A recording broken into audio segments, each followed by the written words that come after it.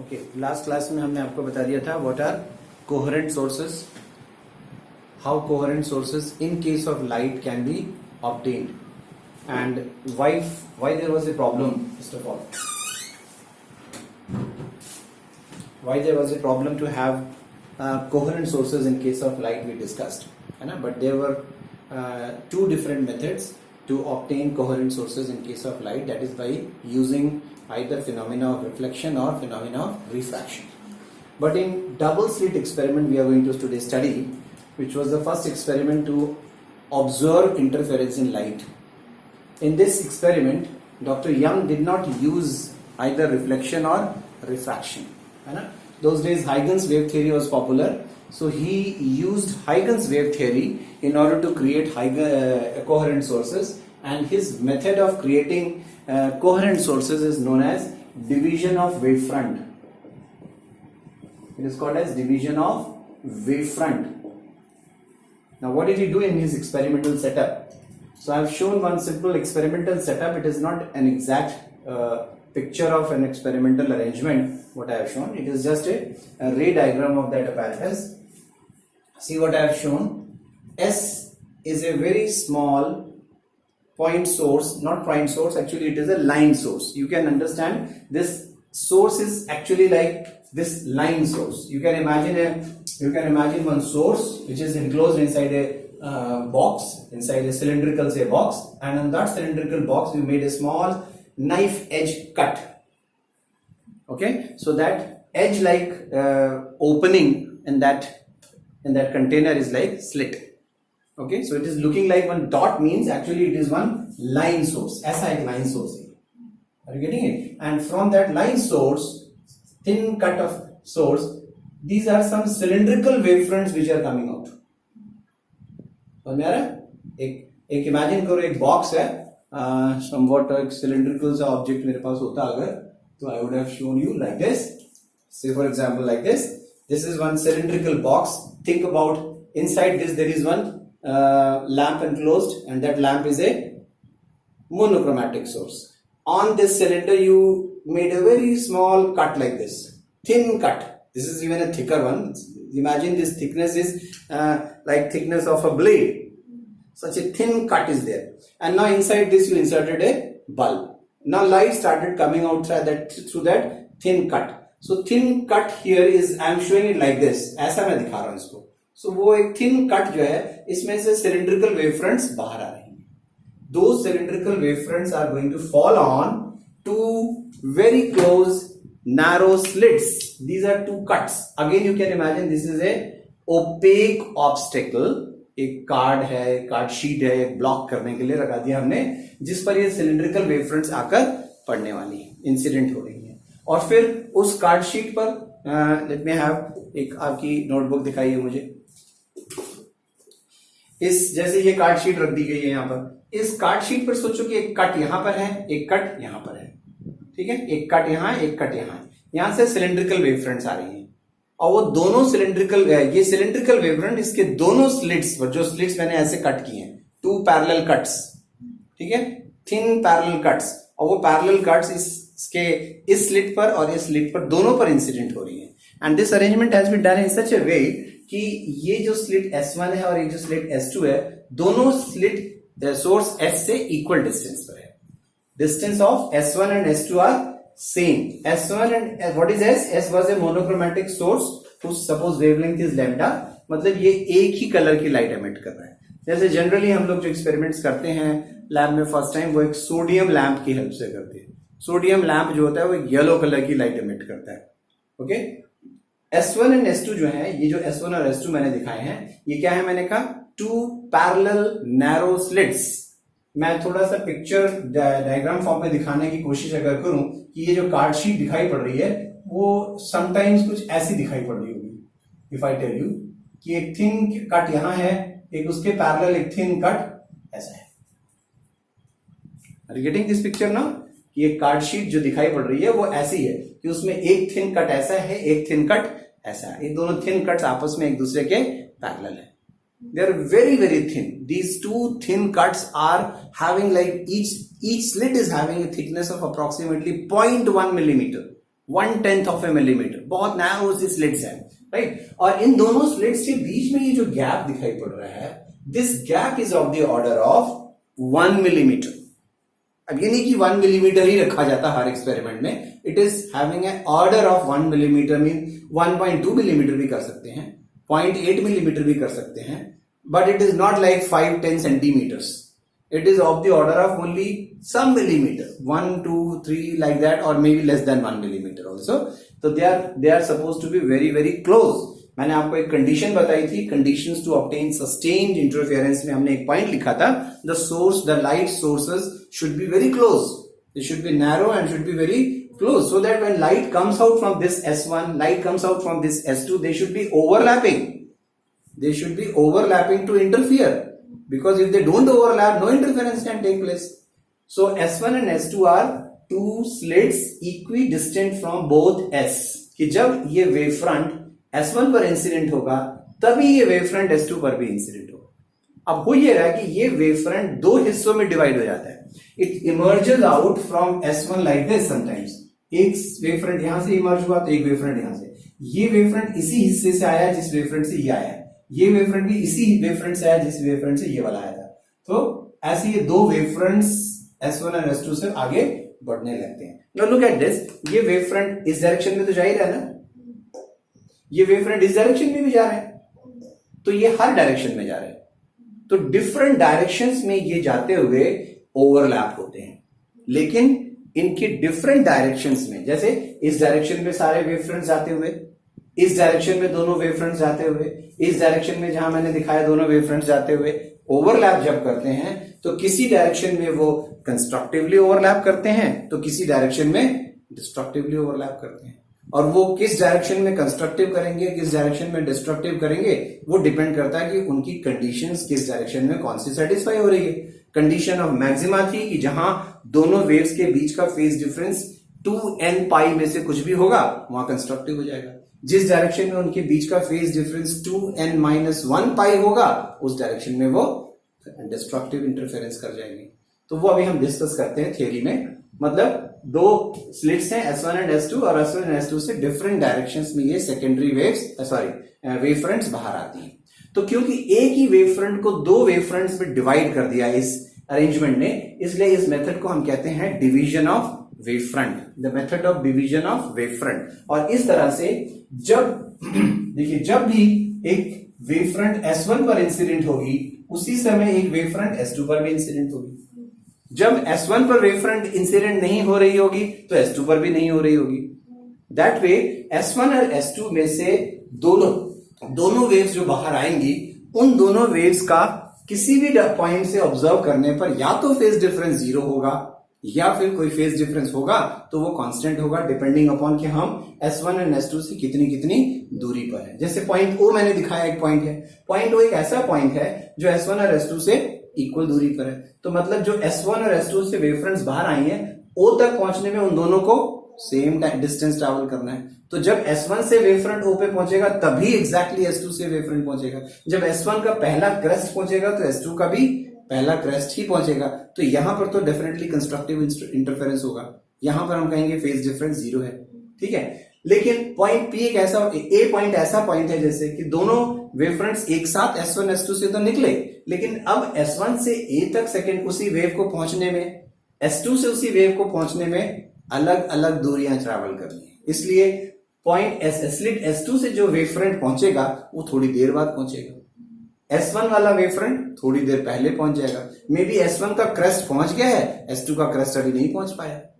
May be ऐसा हुआ कि S1 का क्रेस्ट पहुंच के चला गया, अब ट्रफ आया, तब S2 का क्रेस्ट पहुंच गया. ऐसे में वो क्रेस्ट और ट्रफ ओवरलैप कर जाएंगे और वहां एक डिस्ट्रक्टिव सुपरपोजिशन हो जाएगा. ठीक है. और थोड़ा आगे चले जाएं तो शायद ऐसा हो जाए कि एक क्रेस्ट आया S1 से, चला गया, S2 से नहीं पहुंचा. एक ट्रफ आया S1 से, चला गया, अभी भी S1 से क्रेस्ट नहीं है. अब जाके S2 का एक क्रेस्ट पहुंचा और S1 का दूसरा क्रेस्ट पहुंच गया. तो फिर क्रेस्ट और क्रेस्ट पहुंच गए. यहां एक ऑसिलेशन का फर्क पड़ गया, मतलब phase difference of 2 pi radiance. तो डिपेंडिंग अपॉन कि हम इस पॉइंट इधर किस पॉइंट से ऑब्जर्व कर रहे हैं, वहां से जो सोर्सेज से हमें लाइट मिलने वाली है, या तो हमें उनके बीच में एक जीरो फेज डिफरेंस मिलेगा या फिर एक कांस्टेंट फेज डिफरेंस मिलेगा। तो इसलिए हम कह रहे हैं कि S1 and S2 will behave as coherent sources. ठीक है, so in this method the method of creating coherent sources was called as the method of division of wavefront. तो एक्सपेरिमेंटल अरेंजमेंट में देखिए आगे बढ़े, क्या क्या चीजें हमने कहा। S was a monochromatic source of light of wavelength lambda. S1 and S2 are two narrow slits, parallel narrow slits, equidistant from S, है ना। थोड़ा डिस्टेंस डिफरेंट भी हो सकती है, वो सिचुएशंस बाद में आगे डिस्कस करेंगे, अभी इजी वाला सिचुएशन ले रहे हैं हम लोग।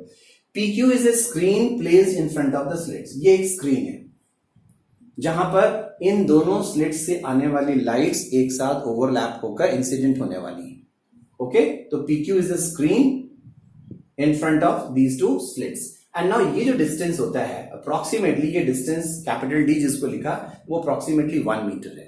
अब फिर से वही बात कि 1 मीटर कह देने का मतलब ये नहीं कि 1 मीटर ही होता है, 1.2 मीटर भी हो सकता है, 2 मीटर भी हो सकता है, हाँ 1.5 मीटर भी हो सकता है, 80 सेंटीमीटर भी हो सकता है। अप्रोक्सीमेटली इस डिस्टेंस की वैल्यू 80 सेंटीमीटर है ना।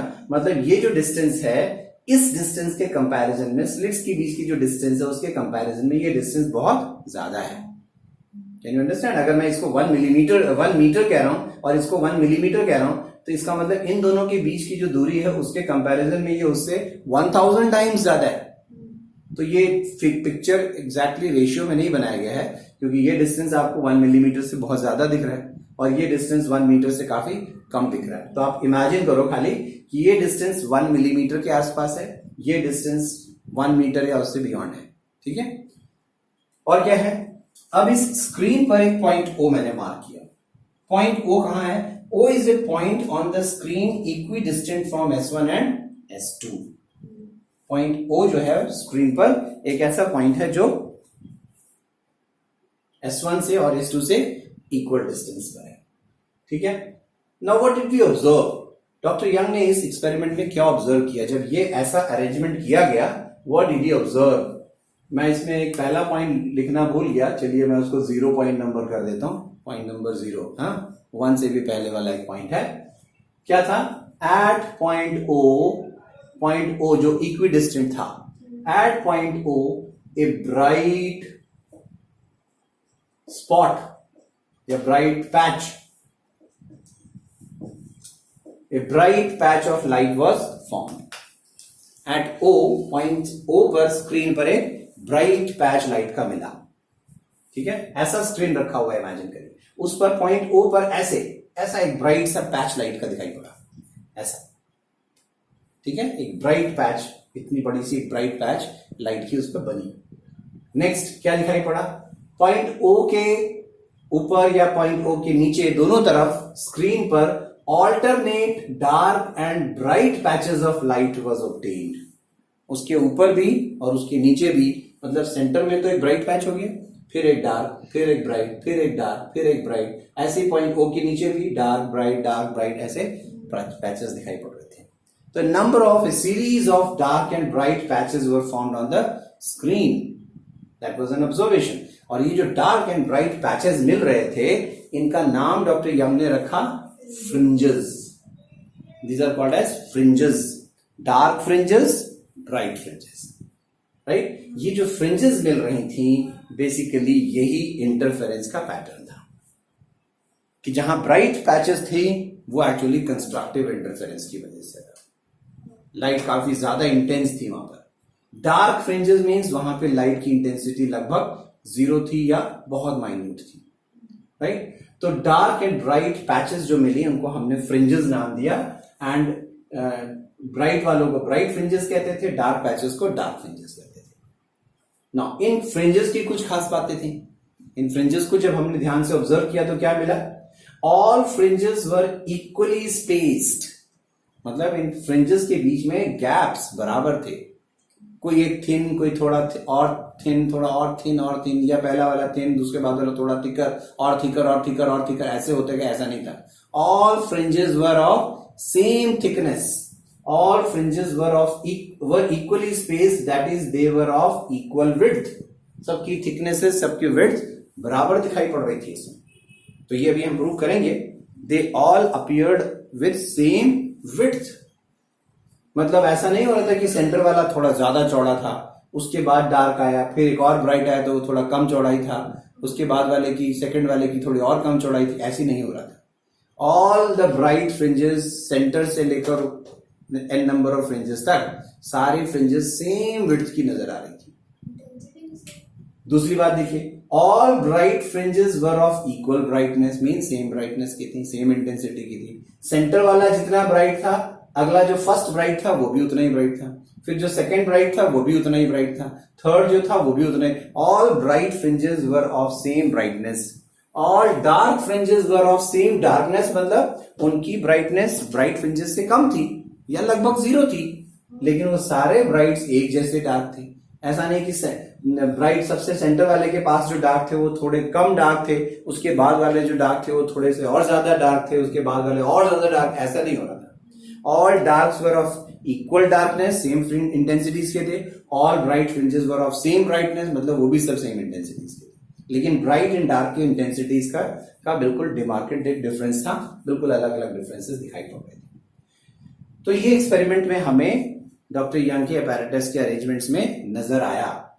ठीक है, अब इसमें कई सवाल उठते हैं कि ये जो फ्रिंजेस नजर आ रही थी, जिनकी हमने कहा कि इक्वल विड्थ थी, तो वो इक्वल विड्थ कैसे कैलकुलेट करें, कितनी विड्थ थी और क्यों थी इक्वल विड्थ, और वो सेम ब्राइटनेस की थी, ये तो हम खैर पिछली थ्योरीज में प्रूव कर चुके हैं। ब्राइट फ्रिंजेस की इंटेंसिटीज निकाली थी, if you remember, k(a1 + a2) whole square, और डार्क फ्रिंजेस की इंटेंसिटीज थी k(a1 - a2) होल स्क्वायर। तो वो तो इक्वल विड्थ इंटेंसिटीज की थी, वो तो हम लोगों ने प्रूव कर लिया था।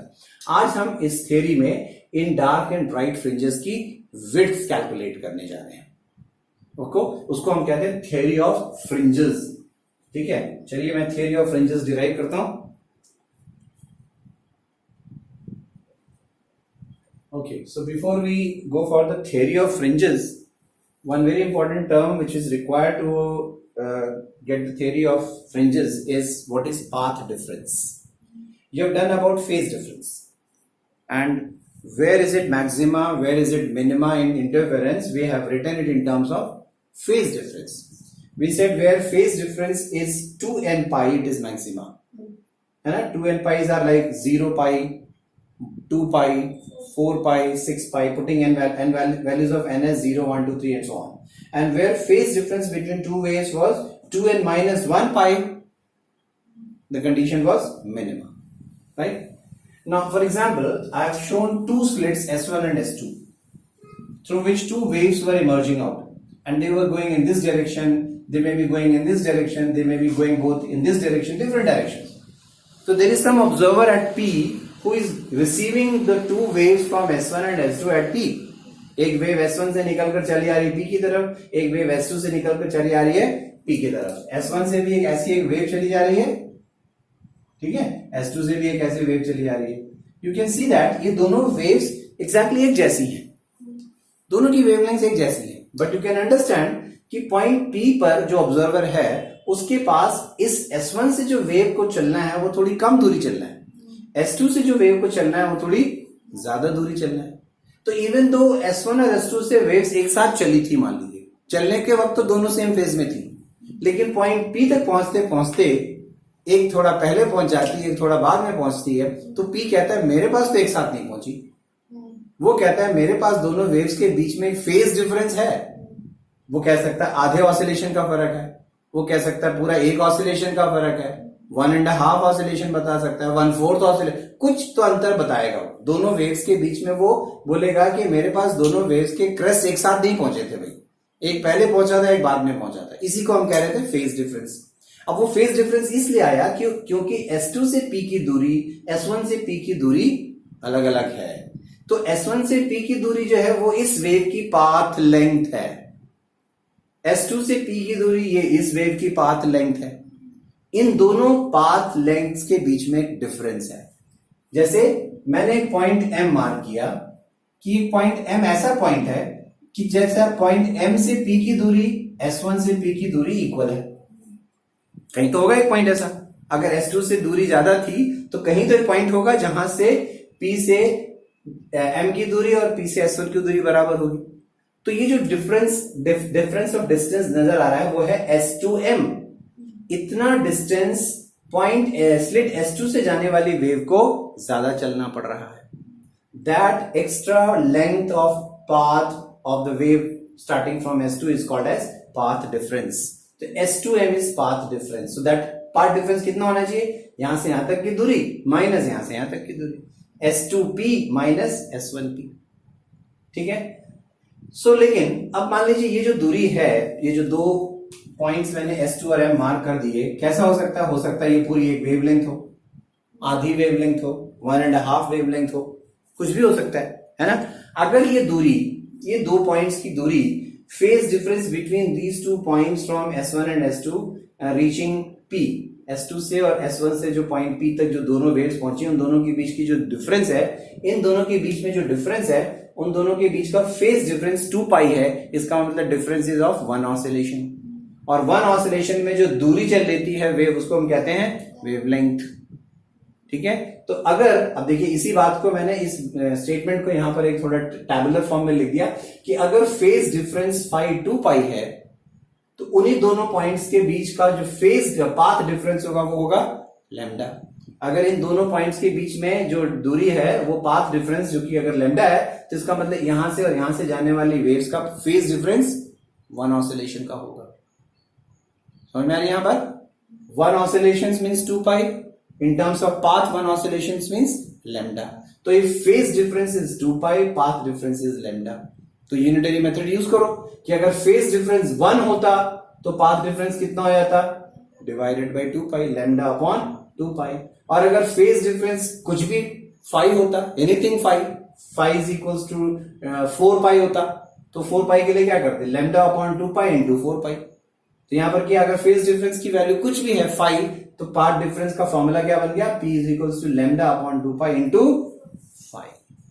तो अगर मुझे कोई फेज डिफरेंस मालूम है तो उसको पाथ डिफरेंस में इस फॉर्मूले से कन्वर्ट किया जा सकता है।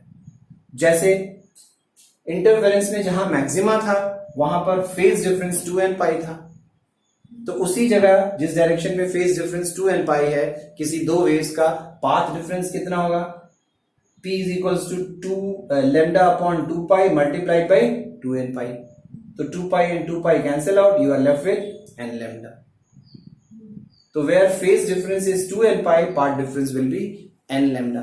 n lambda means 0 lambda कि कोई पाथ डिफरेंस नहीं है, 1 lambda मतलब 1 ऑसिलेशन, 2 lambda मतलब 2 ऑसिलेशन, 3 lambda 4 lambda, ऐसा पाथ डिफरेंस होना मतलब वो कंडीशन ऑफ मैक्सिमा। वैसे ही मिनिमा के लिए था, for minima the phase difference was 2n minus 1 pi, तो पाथ डिफरेंस हो जाएगा lambda upon 2 pi into 2n minus 1 pi multiplied by this 2 pi and pi cancels, तो it is 2n minus 1 lambda by 2। तो ये दोनों याद रखने वाले एक्सप्रेशन है। Path difference is n lambda means maxima, path difference is 2n minus 1 lambda by 2 means minima. Phase difference 2n pi maxima, phase difference 2n minus 1 pi minimum। in terms of phase difference, in terms of path difference, ये दोनों याद रखने हैं। ठीक है।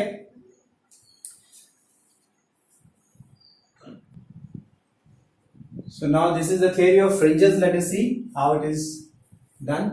Same diagram you see once again I have drawn, but it is drawn now in a way that we are going to derive the relations with the help of this diagram। So once again that same S was the source, monochromatic source, which is emitting say of light of wavelength lambda। Okay, that is it is emitting light of only one wavelength। तो एक छोटी सी बात यहाँ पर और बता दूं, light sources of light which emit light of only one color, they are very rare, है ना। Such sources of light are called as monochromatic source। Then what are those sources which emit several wavelengths? For example, this tube light is emitting white light। It is emitting white light means if you see the light of this tube light through a prism, you may see all the 7 colors। That means there are several wavelengths emitted by this source। So such sources which emit more than one wavelength together, they are called as compound sources। ये भी नाम याद रखने वाला है ना। Compound sources which emit multiple wavelengths। Mono means one, monochromatic source means which emits light of only one wavelength। So generally इस experiment में जो हमने शुरुआत करते हैं, आप लोग जब लैब में कभी एक्सपेरिमेंट करेंगे तो you will be given a lamp called as sodium vapour lamp. आपने कभी स्ट्रीट लाइट्स वगैरह में देखी हो कि वो एक लैंप लगा रहता है, वो येलो कलर की लाइट एमिट करता है। आजकल तो एलईडीज यूज की जाती हैं और आजकल कई ऐसे एलईडीज भी बना लिए गए हैं जो मोनोक्रोमेटिक लाइट्स एमिट करते हैं, सिंगल कलर लाइट एमिट करते हैं, है ना। एक ही कलर की लाइट, ब्लू कलर की या रेड कलर की लाइट्स को एमिट करने वाले एलईडीज भी हैं, राइट। तो आजकल है हमारे पास सोर्सेज ऐसे जो सिंगल कलर के लाइट्स एमिट करते हैं। तो ये एक मोनोक्रोमेटिक सोर्स ऑफ लाइट था और ये एक स्लिट था और इसके सामने हमने दो स्लिट्स रखे थे कवर करके, ऐसे दो कार्डबोर्ड पे दो स्लिट्स बना दिए थे और ये slits S1 and S2 source S से इक्वल डिस्टेंस पे था, ठीक है। नाउ इसके सामने हमने एक स्क्रीन रखा था और उस स्क्रीन पर एक पॉइंट O मार्क किया हमने जो S1 से और S2 से इक्वल डिस्टेंस पे था। सो देखिए क्या क्या चीजें हमारे पास हैं। Lambda is wavelength of that light which is used in this experiment. Small d was the distance between these two slits and मैंने आपको बताया ये डिस्टेंस लगभग 1 मिलीमीटर का मैग्नीट्यूड का होता है। तो यू शुड अंडरस्टैंड कि डायग्राम देखकर नहीं, इसका अप्रोक्सीमेशन आप समझिए कि ये दूरी बहुत बहुत कम है। 1 मिलीमीटर तो मुझे देख रहे हैं आप, ये जो लाइन बनाई उसकी थिकनेस ही 1 मिलीमीटर से ज्यादा है। हाँ, तो वो बहुत पास है दोनों स्लिट्स। डायग्राम में उतना पास बना के मैं ड्रॉ नहीं कर सकता, ऐसा ड्रॉ किया। Capital D is distance of the screen. ये डिस्टेंस बहुत ज्यादा है, 1 मीटर या उससे थोड़ा और ज्यादा भी हो सकता है। ये डिस्टेंस काफी ज्यादा है। यू विल अंडरस्टैंड, ये रिजल्ट आने के बाद आपको सारे रीजंस मिलेंगे कि छोटा क्यों होना चाहिए, ये बड़ा क्यों होना चाहिए, ये सारे आंसर्स अभी आपको मिल जाएंगे इसके बाद, ठीक है। नाउ इस स्क्रीन पर हमने कहा था हमें एक डार्क एंड ब्राइट फ्रिंजेस का पैटर्न मिला था, उसको हम लोग इंटरफेरेंस पैटर्न कहते हैं। उनकी मैंने कुछ कैरेक्टरिस्टिक्स बता दी।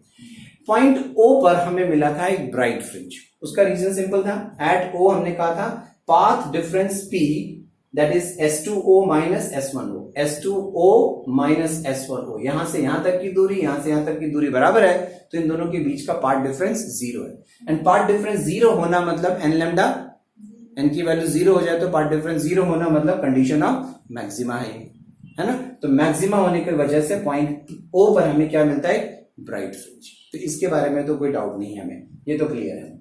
नाउ स्क्रीन पर O के बाद अबव O बिलो O हमें ऑल्टरनेट अलग अलग पॉइंट्स पर कहीं डार्क तो कहीं ब्राइट फ्रिंजेस दिखाई पड़ रही थी।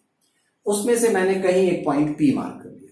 वाई डोंट अभी P, मैंने कुछ नहीं कहा कि वो P डार्क है कि ब्राइट है, कोई भी एक पॉइंट P है, वो डार्क हो सकता है या ब्राइट हो सकता है। अब वो डार्क या ब्राइट होने का कारण क्या है कि या तो वहां पे कंडीशन ऑफ मैक्सिमा हो रही है तो ब्राइट है, या फिर कंडीशन ऑफ मिनिमा हो रही होगी तो डार्क होगी। तो वो क्या है, P और डार्क है कि ब्राइट है, वो हम बाद में लेते हैं। पॉइंट P पर S1 और S2 से आने वाली लाइट्स की दूरियां अलग अलग हैं, और दूरियां अलग अलग हैं तो उन दोनों पॉइंट से आने वाली वेव्स का फेज डिफरेंस अलग अलग हो जाएगा, फेज अलग अलग हो जाएगा, और इसलिए उनके बीच में एक फेज डिफरेंस है।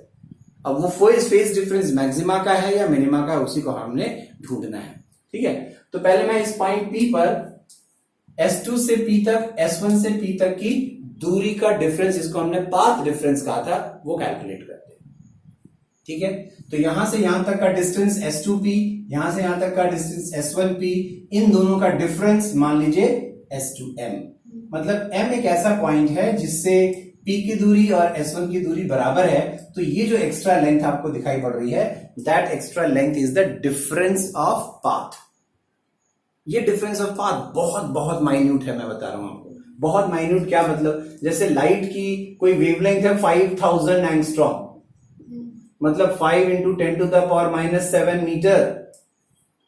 ये अंतर इतना भी हो सकता है, तो it is very very small distance, ठीक है। तो मैं डायग्राम देखकर मतलब आप कंफ्यूज मत होगा इतनी लंबी दूरी है कोई, वो बहुत छोटी दूरी है ना। पॉइंट O से मैंने जो P दूरी चूज की है वो है समथिंग X।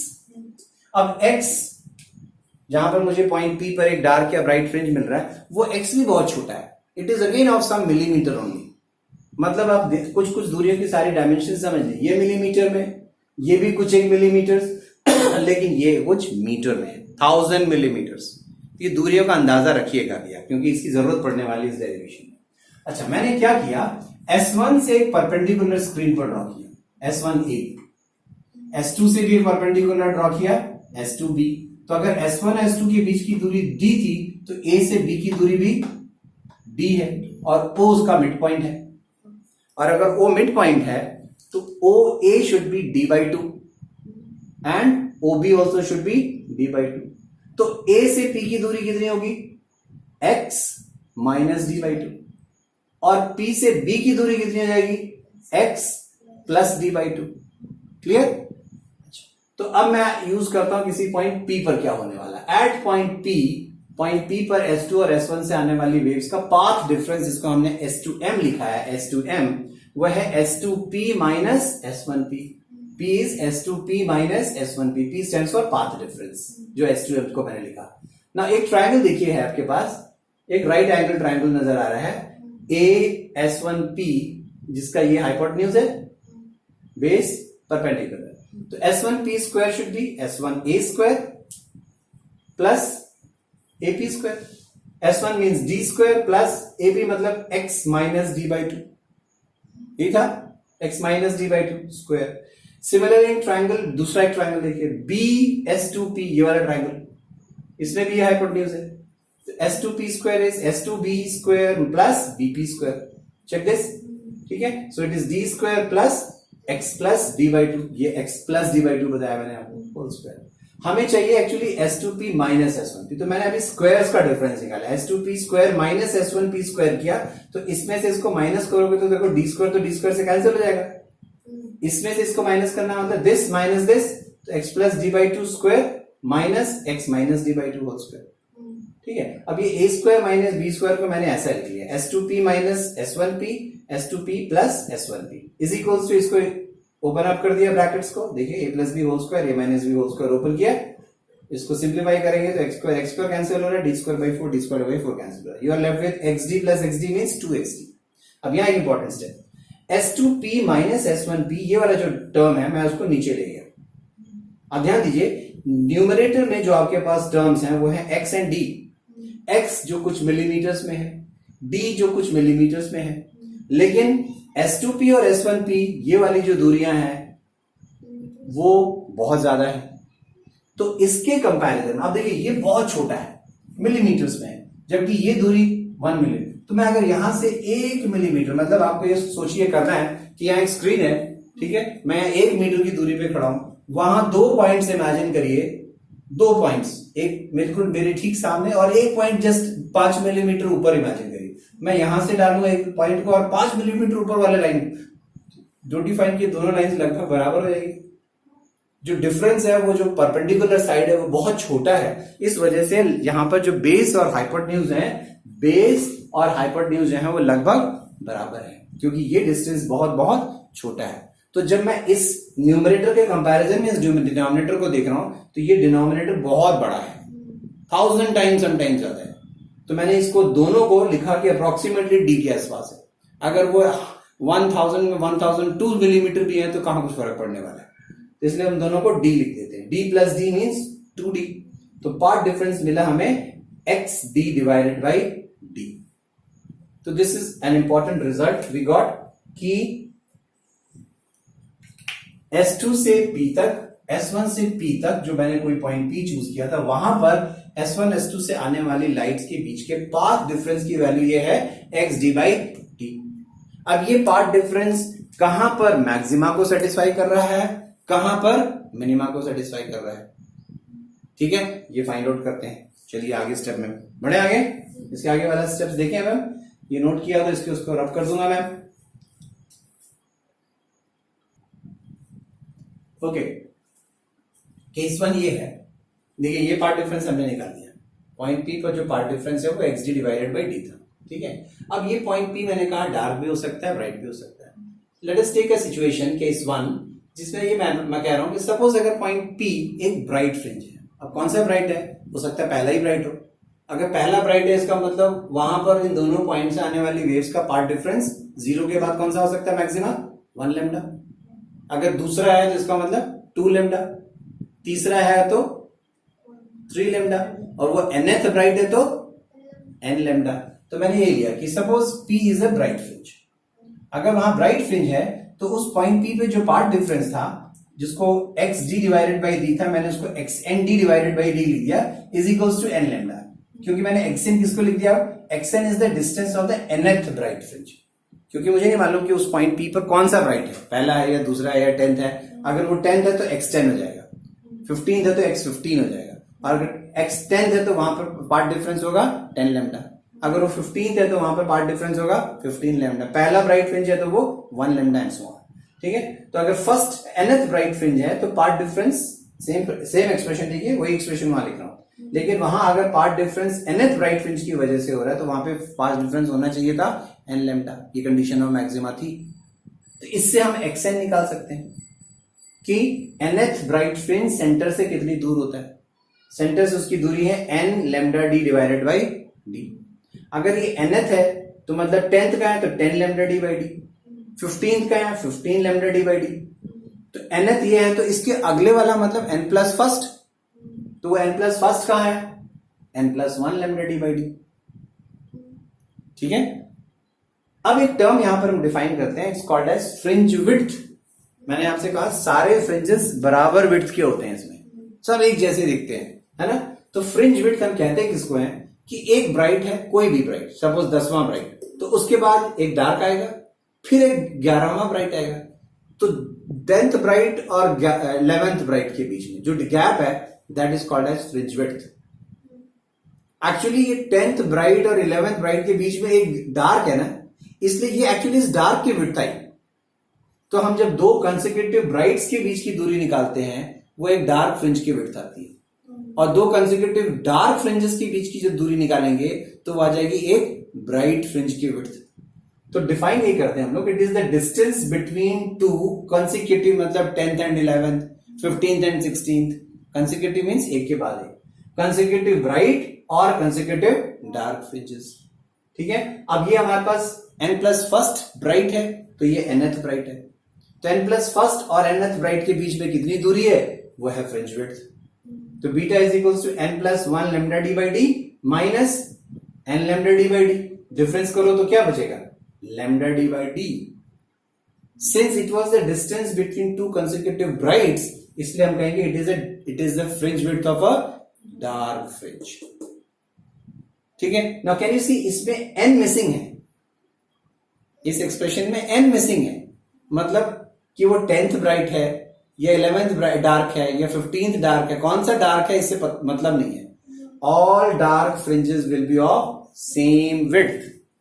मतलब आप 10th और 11th के बीच में निकालोगे तो भी ये आएगा, 15th और 16th के बीच में भी निकालोगे तो यही आ रहा है। इसका मतलब all dark fringes have same width. All dark fringes were having same intensity, हम पहले ही प्रूव कर चुके हैं, a1 minus a2 whole square, right. अब ये प्रूव हो गया कि all dark fringes have same width, और वो किस पर डिपेंडेंट है, ये फ्रिंज विड्थ एक वेवलेंथ पर डिपेंडेंट है। मोर वेवलेंथ मोर विड्थ, मतलब रेड कलर से जो अगर आप फ्रिंज पैटर्न बनाओगे तो वाइडर फ्रिंजेस मिलेंगी, लेकिन ब्लू कलर से अगर बनाओगे तो थिनर फ्रिंजेस मिलेंगी, क्योंकि ब्लू वेवलेंथ सबसे कम है, रेड वेवलेंथ सबसे ज्यादा है ना। मतलब lambda red will be more than lambda blue. Second, beta is also directly proportional to D. Now you can understand why capital D was large. हमने स्क्रीन का डिस्टेंस ज्यादा क्यों रखा था, जिससे कि फ्रिंजेस वाइडर दिखाई पड़े, क्योंकि वो फ्रिंजेस बहुत बारीक हैं, उनकी विड्थ नजर आ जाए हमें, कुछ थिकनेस मिल जाए हमें, इसलिए हमें स्क्रीन को कम से कम 1 मीटर दूर रखना पड़ता है ना। या तो अदरवाइज वो इतनी बारीक हो जाएंगी अगर आप कैलकुलेट करेंगे तो कि हम उनको ब्राइट एंड डार्क के बीच के डिस्टिंग्विश कर ही नहीं पाएंगे। एंड थर्ड देखिए फैक्टर, थर्ड एक और इंपॉर्टेंट फैक्टर है, you can get that answer, inversely proportional to small D. इसलिए स्लिट्स के बीच की दूरी बहुत कम रखी गई थी। Smaller the value of D, more will be the width. तो you can be asked this question, why the screen is placed at a large distance, why the slits are placed at such a small distance. तो these are the reasons. आप इस expression के basis पर ये reasons देंगे। Clear? So this was the case of bright fringe. Let us similarly do it for dark fringes. ऐसे हम dark fringes के लिए डिराइव करते हैं।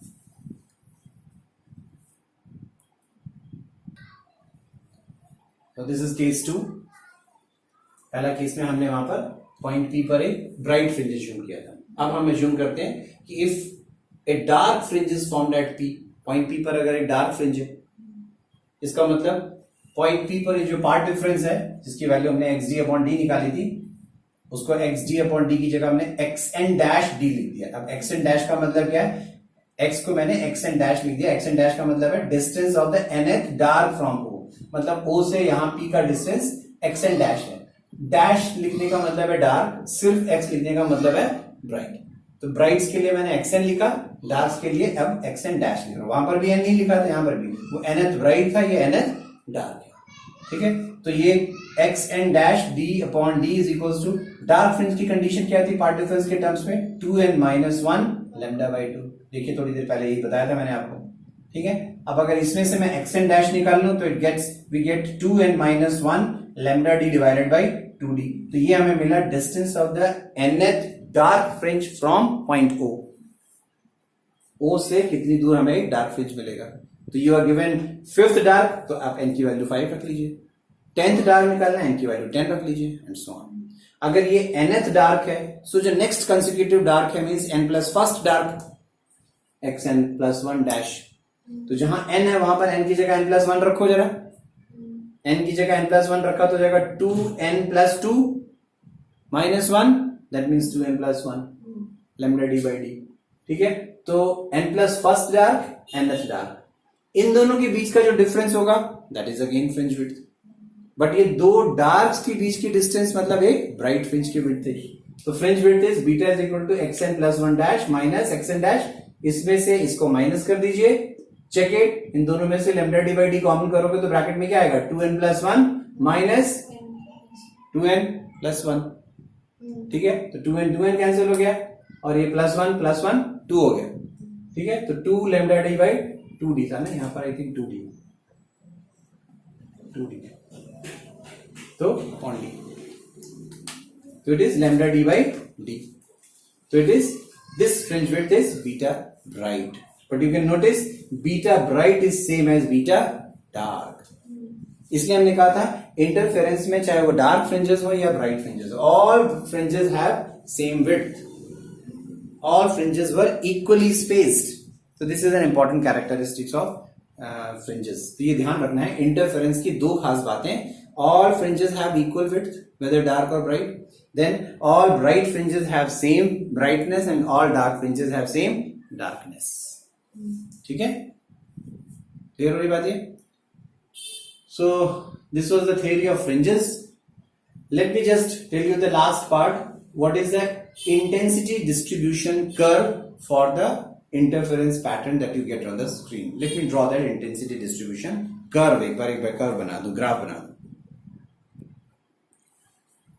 So this is the intensity distribution curve which shows how fringes have their maximum and minimum intensities and how they are separated. उनके बीच में gaps कैसे थे, सारा जो हमने अभी पढ़ा उसको एक graphical way में represent कर रहे हैं. On x-axis I am showing the positions of these dark and bright fringes. On this x-axis I have shown the intensities. So you can notice I have shown a horizontal dotted line. That dotted line is actually representing the intensity of the bright fringes, maximum intensities of the bright fringes. So these you can see sine graph like structure. ये जो peaks नजर आ रहे हैं they are actually positions of bright fringes. And ये जो आपको trough slice जैसे दिखाई पड़ रहे हैं they are positions of dark fringes. तो एट सेंटर मींस वो जो पॉइंट O हमने स्क्रीन पे मार्क किया था. So at O x is equals to 0 we had a bright fringe, आई मैक्सिमा थी वहां पर इंटेंसिटी. फिर वहां से पार्ट मतलब फ्रिंज विड्थ था हमारा लैम्डा डी बाई डी. तो यहां से जो अगला ब्राइट फ्रिंज है वो ये है, that is lambda D by D distance पर. और फिर यहां से अगला bright fringe second, this is first bright, this is second bright, है ना. तो फर्स्ट ब्राइट, सेंट्रल ब्राइट और फर्स्ट ब्राइट के बीच की दूरी lambda D by D. First bright and second bright की दूरी भी देखिए again lambda D by D. Similarly first bright और सेंट्रल ब्राइट के बीचों बीच आपको एक डार्क मिला होगा, that is lambda D by 2d पर मिला होगा. क्या था आपका एक्स एन डैश जो था आपका 2n minus 1 lambda D by 2d था. तो इसमें अगर आप n की वैल्यू 1 पुट करो तो क्या आएगा, lambda D by 2d, that is first dark fringe. ठीक है, then second dark, this is first dark, this is second dark, 3 lambda D by d. इसका और इसका डिफरेंस देखो, फिर से lambda D by d. So they are all equally spaced and ये जो बॉटम लाइन दिखाई पड़ रही है that is the minimum intensity. ठीक है, मिनिमम इंटेंसिटी 0 भी हो सकती है, minimum intensity A2 minus A1 whole square के प्रोपोर्शनल भी हो सकती है. So that is how all brights have same brightness, all darks have same darkness. All brights and darks are equally spaced. So this is your intensity distribution curve of interference. I think it should be clear, everybody.